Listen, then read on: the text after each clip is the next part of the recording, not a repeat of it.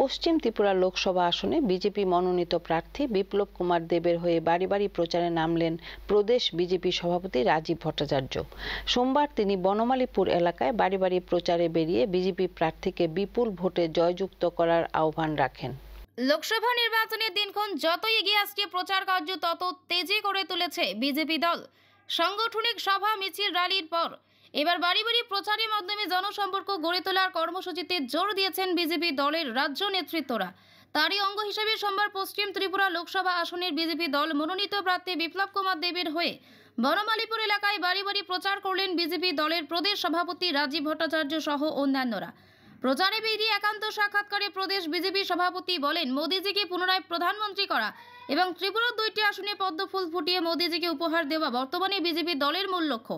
পাশাপাশি তিনি উল্লেখ করেন, রাজ্যের বিভিন্ন অংশের প্রচারের মাধ্যমে মানুষের কাছ থেকে বিপুল সাড়া পাওয়া যাচ্ছে।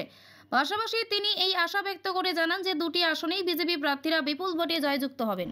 আমাদের যে মূল লক্ষ্য মোদীজিকে আবারও দেশের প্রধানমন্ত্রী বানানো এবং আমাদের এই ত্রিপুরা রাজ্য থেকে 2টি আসনেই আমাদের প্রার্থীদেরকে জয়ী করে মোদীজির হাতকে শক্তিশালী করার লক্ষ্যে আমরা বিভিন্ন প্রচারের মাধ্যমে, সবচেয়ে বেশি যেটা আমরা গুরুত্ব দিচ্ছি, ডোর টু ডোর মানুষের সঙ্গে জনসম্পর্ক করা, ম্যান টু ম্যান কানেক্ট করা। তো তারই অঙ্গ হিসাবে আমিও আজকে সকালবেলা থেকেই নয় বনমালীপুর এলাকায় আমি ডোর টু ডোর করছি। মানুষের মধ্যে ব্যাপক সাড়া রয়েছে।